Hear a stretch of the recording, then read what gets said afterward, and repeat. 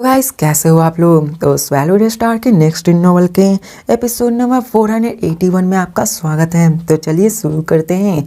तो जैसा कि हमने पिछले एपिसोड में देखा कि लू फेंग ने 443 राउंड के आसपास यूनिवर्स मास्टर को यहाँ पे मरवा दिया होता है, जिसके कारण जितने भी रेसेस होते हैं यूनाइटेड फोर्स की वो बहुत ही वीक हो चुके होते हैं। यहाँ उसकी वजह से उन सबको वहाँ से भागना पड़ रहा होता है। वहाँ से अपने सारे भी क्रिएचर्स को लेकर वहाँ से निकल चुके होते हैं, अपने गॉड कंट्री ट्रांसपोर्टेशन को लेकर वहाँ पे निकल जाते हैं। ऐसे ही होने लगता है। चारों तरफ के जितने भी बंदे होते हैं, जितने भी जहाँ हो सके जितने भी बंदे उन सबको लेकर वहाँ से निकल जाते हैं। जितने भी अदर रेसेस के बंदे थे सब लोग माइग्रेट करना स्टार्ट कर देते हैं, अपने इंपॉर्टेंट लैंड को छोड़कर वहाँ से जाने लगते हैं। और हमें सीन चेंज कर थंडर आइलैंड वर्चुअल यूनिवर्स का सीन दिखाया जाता है, जो कि इन सबको देख रहे होते हैं। और लू फेंग ने सबको मार दिया होता है। और जबकि यहाँ पर लू फेंग के पास बहुत ही अथॉरिटी आ चुकी थी। इसके बाद प्रामा के सिटी लीडर खुश होते हुए कहते हैं कि सबको demon race, autumn race, Christian race, prison race, buck race उन्होंने अपने टेरिटरीज को छोड़ दिया है। और यहाँ पे वो फिर से ओरिजिनल टेरिटरीज पे नहीं आने की कोशिश करेंगे। और ये हमारे लिए बहुत ही अच्छा। और यहाँ पे समझ लो सब लोग जश्न मनाने लगते हैं। और जहाँ पे ये प्लान बनाते हैं कि हम लोग उनके टेरिटरीज को ऑक्यूपाई कर लेंगे, सब लोग उसके टेरिटरीज को ऑक्यूपाई कर लेते हैं। ह्यूमंस को और भी ग्रो होने का मौका मिलेगा। और अब फिर ह्यूमंस एक्ट करना शुरू कर देते हैं, उन सारे टेरिटरीज को ऑक्यूपाई करना शुरू कर देते हैं। जितने भी चीज़ें थे, जितने भी 100 यूनिवर्स मास्टर्स थे उन सब जाने लगते हैं। यहाँ पे पावर पूरी तरह से ह्यूमंस के साइड में आ चुकी होती है। ये सब चाहकर भी कुछ नहीं कर सकते हैं। जहाँ पे वो लोग कहते हैं कि हम ह्यूमंस से अब मेसअप नहीं कर सकते, उन सब से पंगा लेना मतलब हम सब की खुद की बर्बादी होगी। जहाँ पे ह्यूमंस और भी जहाँ बढ़ने लगते हैं। यहाँ पे हमें दिखाया जाता लू फेंग को जहाँ पे अपने जगह पे बैठा हुआ था। और तभी वहाँ पर आके 6 बेंग्स आते जो कहते हैं फादर गॉड। और हमें पता चलता कि असल में वो सभी यहाँ पे लू फेंग के ही बच्चे हैं, जिसने कि लू फेंग ने रिमोट ओशियन से क्रिएशन टेक्निक से बनाए होते हैं। आफ्टर कई सारे ट्राइस एंड एरर्स को यूज करते हुए लू फेंग ने 6 सेंडर्स को बनाए होते हैं। और सभी लू फेंग को फादर गॉड बोल रहे होते हैं, जहाँ पे वो सब उसमें बातें होने लगती हैं। और यहाँ पे जीजिन को वो लोग मदर गॉड बोला करते थे। यहाँ पे वो लोग समझ लो तो अपने बच्चे जैसे ही बन चुके होते हैं। जीजिन भी उन सब के साथ बड़ी हंसी खुशी यहाँ पे खेल रही होती हैं। और अब यहाँ पे बताया जाता है कि लू फेंग यहाँ पे अनडाइंग बन चुकी होती है। और लू फेंग यहाँ पे और भी प्रैक्टिस नहीं कर सकती है। तो लू फेंग अपनी वाइफ जीजिन को आराम से यूनिवर्स नाइट बना सकते थे, जहाँ पे वो ऐसा नहीं करती है। जिसके बाद उनमें ऐसा ही बात होने लगता है। और वो कहते हैं कि मैं जानती हूँ कि तुम स्टार सेक्टर्स में आए हुए और सच में तुम यहाँ पे हो और यहाँ पे तुम अपने बच्चों के साथ थे। और लू फेंग कहता है हाँ टेक्निकली ये मेरे ही बच्चे हैं, जबकि यहाँ पे ये सभी मेरे ही साथ थे। यहाँ पे लू फेंग ने कई सारे बच्चों जैसे कि plant, flesh and blood, plant life forms, energy types इन सबको बनाया होता है। लेकिन लू फेंग कहता है अनफॉर्चुनेटली वो सब ब्रीड नहीं कर सकते, मतलब वो अपने रेसेस को आगे नहीं बना सकते। लू फेंग इन सबको क्रिएट तो कर चुका था, लेकिन ये अपने आप को आगे तक नहीं बढ़ा सकते थे। जहाँ पे लू फेंग इन सब के बारे में सोचने लगता है। यहाँ पे जीजिन भी कहती है कि हाँ देखा है हम, तुमने इन क्रिएचर्स को रैंडमली बनाया है, लेकिन जैसे ही ये सेक्टर लॉर्ड्स में आएंगे अगर ये ब्रीड कर पाते तो ये अपने रेसेस को और भी आगे बढ़ा पाते। और ये उन साइड जितने भी चीज़ें टेरिटरीज है उन सबको एक्यूपाई करना शुरू कर देता है। और यहाँ पे वो भी जान चुका था कि क्रिएचर्स इतने आसानी से रिप्रोड्यूस नहीं कर पाते। लेकिन तभी लू फेंग के दिमाग में यहाँ पे कुछ आता है, जिसको देखकर जीजिन हैरान हो जाती है। पूछते तुम्हें क्या हुआ? तो लू फेंग कहता मेरे पास एक आइडिया हुआ, एक आइडिया जो कि असल में लू फेंग एक ऐसा भी काम करने वाला था कि वो अपने आप को ब्रीड भी करके अपने लाइफ फॉर्म्स को आगे बढ़ा सके। इसके बाद वो कहता है कि यहाँ पे लाइफ फॉर्म्स को प्रोपेगेट कर पाना यहाँ पे और भी मुश्किल होगा, लेकिन मुझे अपने इनसाइड अंडरस्टैंडिंग को अच्छे से समझना होगा, तभी मैं इन सबको ऐसा बना सकता हूँ। इवन दो देखा जाए तो लू फेंग अपने आप को 90,000 टाइम्स में बढ़ाना चाहता था।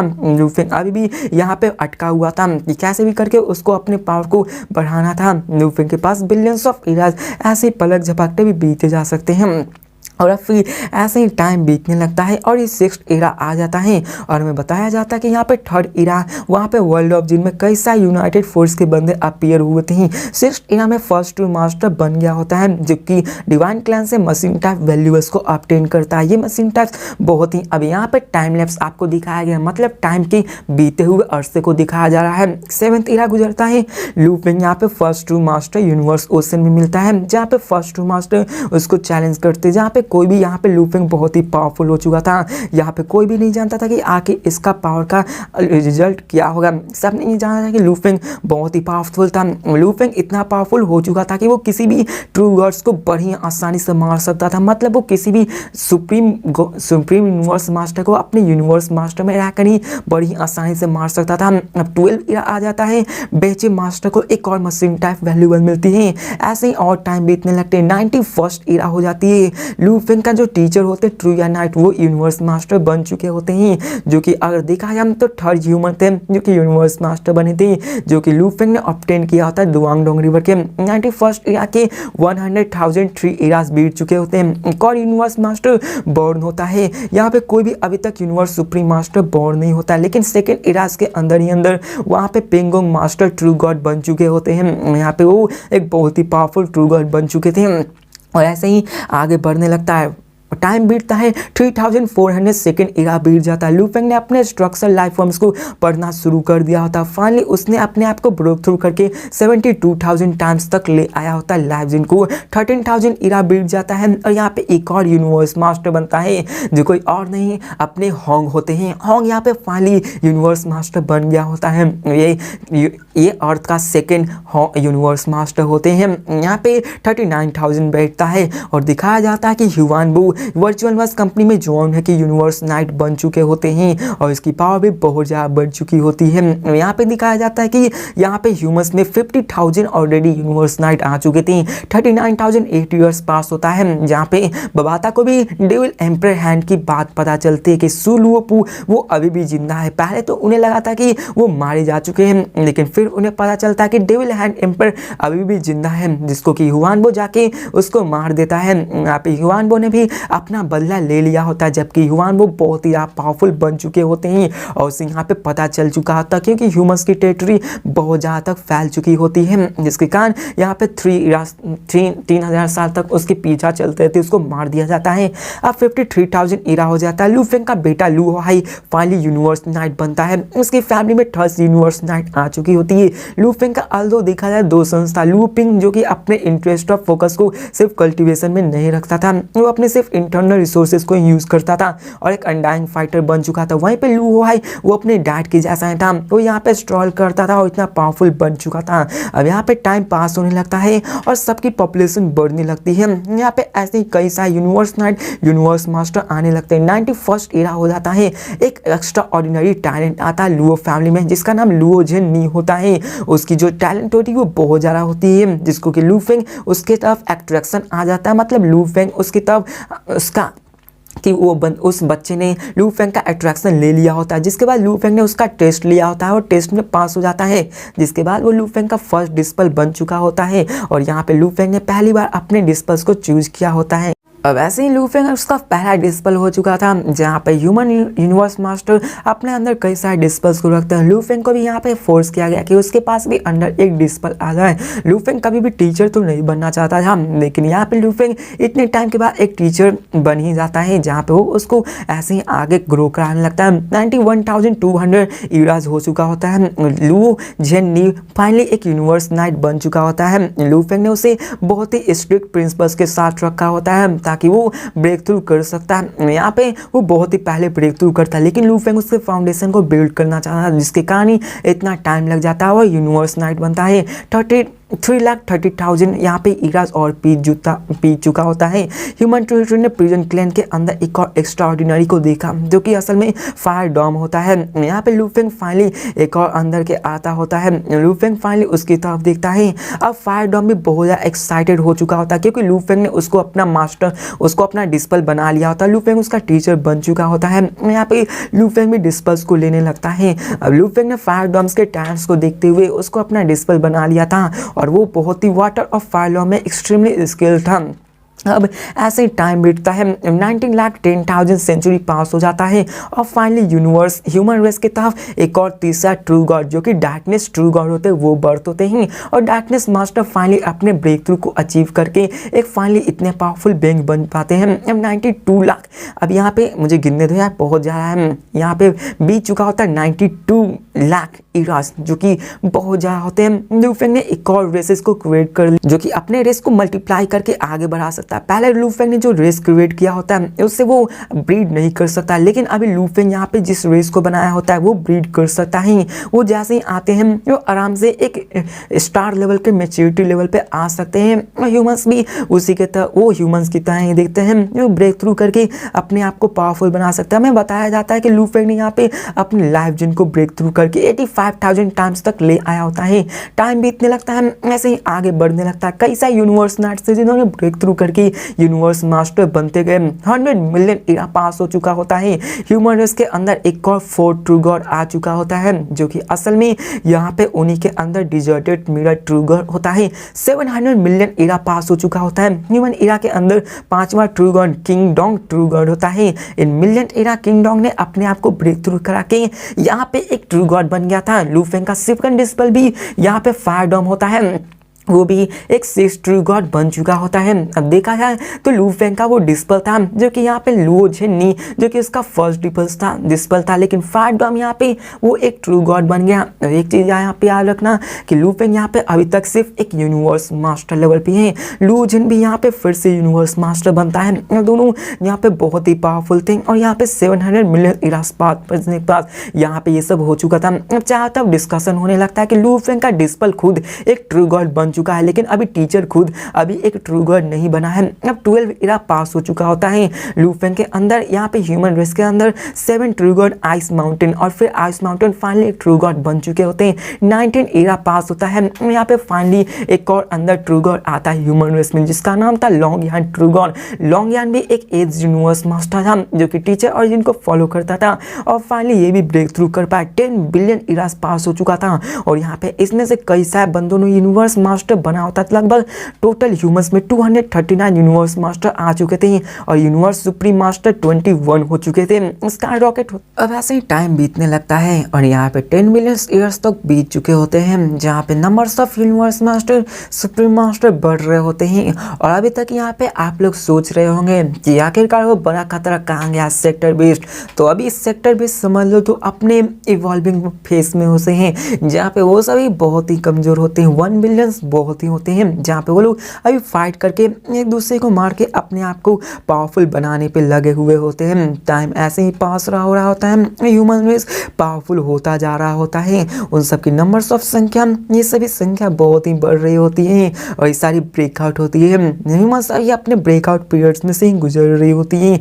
लू फेंग अपने डुआंग डॉग इनहेरिटेंस से बहुत पावरफुल हो गया था और बताया जाता है कि यहाँ पे ह्यूमंस ने बल्कि डेमंस उन सब की यूनिवर्स मास्टर की संख्या 52 हो चुकी होती है। उन सब के नंबर ऑफ ट्रू गॉड्स भी 4 हो चुके होते हैं। बग में क्लैन में भी 32 और यहाँ पे और बाकी सारे यूनिवर्स मास्टर भी 39, ऑटमन्स के 39, प्रिजन क्लैंस के 78 और यहाँ पे बाकी सारे क्रिस्टल के 49 हो चुके थे। लेकिन इन सबको कंबाइन कर देने के बाद भी वो लोग ह्यूमन का सामना नहीं कर सकते हैं। अब यहाँ पे एट द मोमेंट दिखाया जाता है कि जहाँ पे ट्रू गॉड्स की संख्या होती है ना वो भी बढ़ने लगती है। होंगेलांस में 1220 यूनिवर्स मास्टर आ चुके होते हैं जो कि ह्यूमंस के अंदर होते हैं और सभी वर्ल्ड ऑफ जिनमें सिलेक्ट होने लगते हैं। यहाँ पे फर्स्ट और सेकेंड इनकार्नेशन के अंदर भी ट्रू गॉड्स भी ज़्यादा नहीं हो रहे होते हैं। ह्यूमंस पूरी तरह से उन सब पे सप्रेशन बढ़ते हुए अपने आप को इम्प्रूव करते जा रहे होते हैं।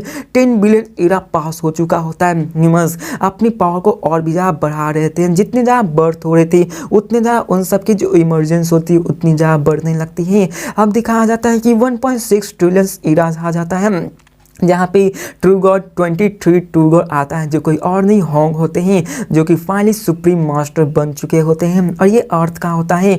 और यहाँ पे लू फेंग के बाद अर्थ का ये सबसे बड़ा बेंग्स होता है और होंग बहुत ही पावरफुल हो चुके होते हैं। और अब फिर हमें दिखाया जाता है कि लू फेंग ने इतने टाइम तक अपने जो लाइफ जीन होता है वो 89,999 टाइम्स तक कर लिया होता है। एक स्टेप 90,000 में पहुँच जाएगा, लेकिन लू फेंग इसमें कर ही नहीं पाया था, वो ब्रेक थ्रू कर नहीं पा था। अगर वो ऐसा कर लेता तो वो भी असल में एक ट्रू गॉड बन जाता और ट्रू गॉड बन जाता तो आखिर कौन ही है जो कि अभी उसका सामना कर सकता है। और अब फिर 1630 बिलियंथ एरा हो जाता है। यूनिवर्स ओशन के पास पावरफुल बंदे आ चुके थे और फाइनली ये टाइम आ चुका था सेक्टर बीस्ट का, लैंड ऑफ डार्कनेस का। यहाँ पे हमें दिखाया जाता है 2 ट्रूगर्स उस तरफ जाने लगते हैं और वहाँ पे होते वो होंग जो कि 30 बिलियन इराज पहले बन चुका था, और एक और होता आई डेविल गॉड जो कि फर्स्ट यूनिवर्स इराज का यूनिवर्स ओशन का एक ट्रू गॉड होता है। दोनों के पास मशीन टाइप वैल्यूबल्स, दोनों की विल पावर बहुत ही स्ट्रांग होती है। दोनों यहाँ पे आगे जाने लगते हैं ताकि वो जान सके कि आगे उस सेक्टर बेस्ड में ऐसी है क्या। वो सभी आगे बढ़ने लगते हैं जहाँ पे वो सब बहुत ही केयरफुली आगे बढ़ रहे होते हैं और केयरफुली आगे बढ़ने लगते हैं। अब यहाँ पे हमें दिखाया जाता है कि ऐसे ही कई सारे यूनिवर्स नाइट्स भी होते हैं जो कि अपने टीचर के बारे में बात कर रहे थे। अब यहाँ पे हमें दिखाया जाता है डिवाइन आई ट्रू मास्टर, बेची स्टार मास्टर जो कि आगे बढ़ रहे होते हैं। वो सभी आगे बढ़ते जा रहे होते हैं ताकि अपने आप के वहाँ पे जान सके कि उस जगह पे है क्या। उनमें से एक प्रामक के सिटी लीडर भी होती हैं और मिल्की वे हॉर्डे लीडर भी होता है, जहाँ पे जैसे ही वहाँ पे आते सब लोग उसको ग्रीट करते हैं। और यहाँ पे 2 होली लॉर्ड्स, तो यहाँ पे वो सभी सेक्टर 20 से फाइट करने में उनकी मदद कर सकते हैं। अब यहाँ पे उन सब के पास यही था कि वहाँ पे सेक्टर लॉर्ड सिर्फ जो सेक्टर 20 से जो फाइट करने के लिए जाएंगे वो सिर्फ ट्रू गॉड्स लेवल के ही बंदे फाइट कर सकते हैं। यूनिवर्स मास्टर वहाँ पे उन सब से कोई भी फाइट नहीं कर सकता है और ह्यूमंस बहुत ही पावरफुल हो चुके थे, वही इन सबको संभाल पाएंगे या फिर नहीं। अब दिखाया जाता है कि वो सब आगे बढ़ने लगते हैं, जिनमें से एक तो वैसा डिवाइन आई मास्टर से होता है फर्स्ट एरा से, सेकंड सुप्रीम मास्टर होता है स्केलेटन एरा से, थर्ड बेची मास्टर होता है जो कि उन्हीं सब के एराज में से एक होता है, सिक्स्थ होता है 9 इमोर्टनेस मास्टर जो कि यहाँ पे आगे बढ़ रहे थे, सेवंथ होता है प्रामा के सिटी लीडर, 8 होता है मिल्की वे हॉर्डी लीडर जो कि अपनी पावर की वजह से इंसान था है, ट्रिलियंस एरा पास हो चुका होता है, वो सभी यहाँ पे फाइट कर रहे होते हैं। अब लू फेंग इतना पावरफुल हो चुका था कि वो बड़ी आसानी से इन सबको मार सकता है। लू फेंग भले ही ट्रू गॉड न बना होगा लेकिन उसकी पावर उन सबसे कई गुना ज़्यादा होगी और वो बहुत ही पावरफुल हुई। अब यहाँ पे हमें गोल्डन सैंड ओशन का सीन दिखाया जाता है जहाँ पे लू फेंग के साथ 7 और बंदे बैठे हुए थे। वहाँ पे जू हु ट्रू गॉड कहते हैं कि इल्यूजन हार्ट ट्रू गॉड जो कि ह्यूमंस की तरफ से, वहीं पे आई डेविल गॉड जो कि first universe in land of darkness में गए हैं। होंग को ही इल्यूजन हार्ट ट्रू गॉड के नाम से जाना गया है क्योंकि होंग की विल पावर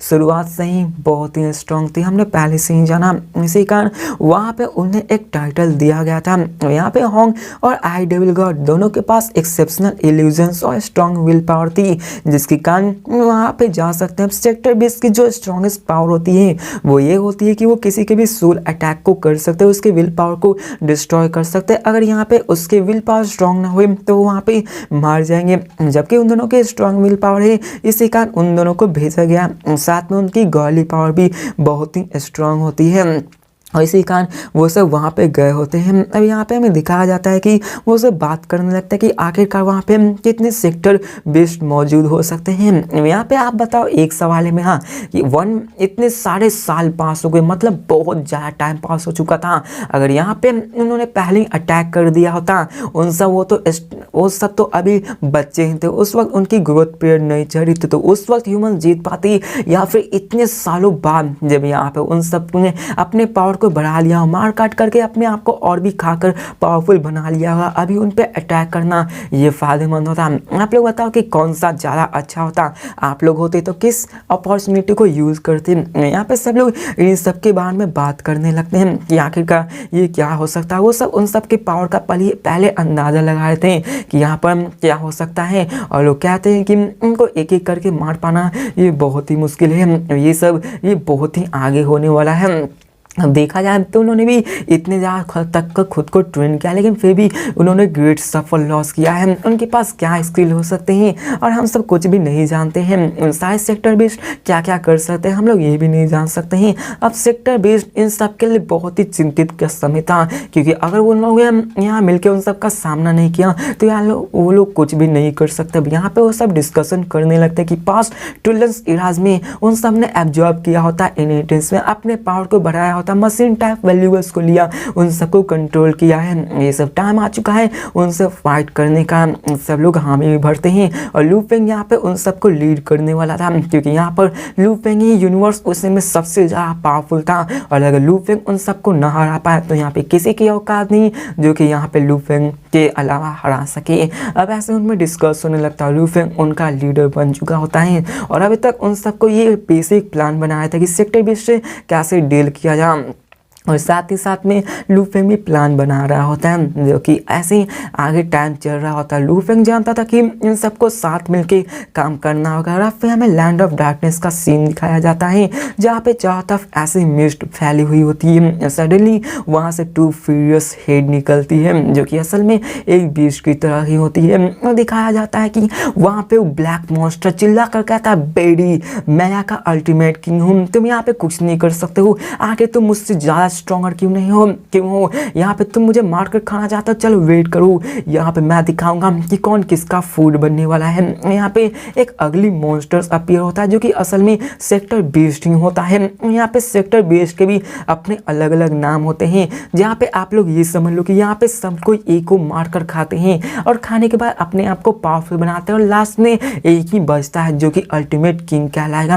दिखाया जाता है कि वहाँ पे ऐसे ही हो रहा होता है। हमें सीन चेंज कर जेंजिया empire dragon rock ancestor god को दिखाया जाता है, जो कि वहीं पे मौजूद होते हैं। और यहाँ पे पूछा जाता है, वहाँ सेक्टर 20 कहता है और कहता है, लुक क्या मैं तुम्हारे जैसा लग रहा हूँ? तो यहाँ पे जेंजिया एम्पायर एंसेस्टर ड्रैगन रॉक कहता है कि हाँ आप हो रहे हैं। अब यहाँ पे वो सब उसको किंग कह रहे होते हैं। यहाँ पे सेक्टर 20 कहता है कि मुझे यूनिवर्स ओशन के बारे में डिटेल इन्फॉर्मेशन चाहिए। अब यहाँ पे होता क्या है आप लोग समझ लो, सेक्टर 20 के अंदर 2 बंदे गए होते हैं जो कि यूनिवर्स ओशन की तरफ से मौजूद थे। वो सभी गद्दारी कर लिए थे यूनिवर्स ओशन से ही, वो सेक्टर 20 का यहाँ साथ देने लगे होते हैं। यहाँ पे सेक्टर 20 वो बहुत ही मतलब तो आप एक बीस्ट के जैसा है, मान लो गोल्डन हॉर्न बीस्ट, उसी की तरह इमेजिन कर, लेकिन उससे भी ज़्यादा फियर्स, जो कि इस यूनिवर्स ओशन का सबसे खतरनाक बेंग है। जहाँ पे वो कहता है चलो मुझे यूनिवर्स ओशन के बारे में सारी डिटेल बता। जहाँ पे जेंजिया empire dragon rock ancestral god एक दूसरे की तरफ देखने लगते हैं और वो सारी चीज़ें उसको बता देते कि आखिरकार यहाँ पे चल क्या रहा है। यहाँ पे वो सारी चीज़ें बताने लगते हैं कि इस समय क्या चल रहा है और यहाँ पे क्या हो रहा है, और वो मिल्की वे हॉर्ड लीडर के बारे में बता देता है कि तुम्हें सबसे ज़्यादा इसी से केयरफुल रहना होगा। तो ये सुनकर वो सेक्टर 20 उससे कहता है कि ये मिल्की वे हॉर्ड लीडर आखिर ये क्या है, इसका बैकग्राउंड क्या है। तो ये वहाँ पे सारी डिटेल बताता है, जिनको सुनकर वो हंसने लगता है कि क्या वो सिर्फ एक यूनिवर्स मास्टर है, तो उससे चिंता करने की क्या बातें हैं। अब देखा जाए तो इन सेक्टर 20 के लिए यूनिवर्स मास्टर चीटी के बराबर थी, वो उन सबको बड़ी आसानी से मार सकते हैं, ट्रू गॉड्स भी इनका सामना नहीं कर सकते हैं। तो आखिरकार वो लू फेंग से कैसे डरेगा। वो बंदे कहते हैं कि यहाँ पे तुमसे बच कर रहना चाहिए, क्योंकि यहाँ मिल्की वे हॉर्ड लीडर ही सबसे पावरफुल बंदा है और ग्रेट थंडर भी उसके हाथों से मारा गया। तो ये सुनकर वो कहता है कि फिर ठीक है, मुझे लगता है उस पर ज़्यादा नज़र रखनी होगी। जिसके बाद वो उसको सारी चीज़ें बताने लगता है कि ऐसी ऐसी क्या है, और वो ये भी बताता है कि मिल्की वे हॉर्ड लीडर अभी तक यूनिवर्स ओशन का सबसे नंबर 1 मास्टर है। तो ये सुनकर वो कहता है कि क्या वो सिर्फ एक यूनिवर्स मास्टर है, आखिरकार वो नंबर 1 कैसे हो सकता है। तो वो कहते हैं कि ये सभी हम सबके द्वारा एक्नॉलेज किया गया है, हमने भी कई सारे अटैक किए, लेकिन यहाँ पे कोई भी उसको नहीं हरा सकता। तो ये सुनकर सेक्टर 20 भी चुप हो जाता है, सोचने लगता है कि मिल्की वे हॉर्ड लीडर कौन है, और कहता है ठीक है मैं मोरोसा। और हमें पता चलता है कि उसका नाम असल में मोरोसा होता है, जो कि यहाँ पे सेक्टर 20 होता है। वो कहता है ठीक है मैं देखता हूँ कि क्या वो सच में पावरफुल है या फिर नहीं, और क्या वो बेडी से भी पावरफुल है या फिर नहीं। अब बेडी भी उन सबके अंदर एक और बंदा होता है जो कि सेक्टर 20 होता है, और ये मोरोसा की तरह ही पावरफुल होता है। यहाँ पे समझ लो तो बेडी और मोरोसा ही सबसे पावरफुल बंदों में से एक में आते हैं, और सब कहते हैं चलो देखा जाए, मैं उन सबको मार के उन सबको खा लूंगा और मैं सब पे राज करूंगा। तो कहता है चलो मुझे मैप दो यूनिवर्स ओशन का। तो गाइस इसी के साथ ये वीडियो खत्म हो गई, तो मिलते हैं नेक्स्ट वीडियो में। और यहाँ पे मैं एक चीज समझ लूँ कि यहाँ पे जो बीस्ट होते हैं ना, वो यहाँ पे अपने नेस्ट को छोड़ के बाहर भी निकल सकता, लेकिन ये मोरोसा ही एक लौता ऐसा बीस्ट था जो कि अपने नेस्ट को छोड़कर बाहर निकल पाया था। जितने बाकी बिलियंस ऑफ बीस्ट थे वो अभी तक नेस्ट के अंदर ही फाइट करके अपने आप को पावरफुल बना रहे थे। तो मिलते हैं नेक्स्ट वीडियो में, देखते कि आखिर ये मसला कैसे होने वाला है, लू फेंग कैसे संभालने वाला, क्योंकि एक बीस्ट एक मोरोसा वो बाहर आ चुका है। तो मिलते हैं नेक्स्ट वीडियो में, तब तक के लिए बाय।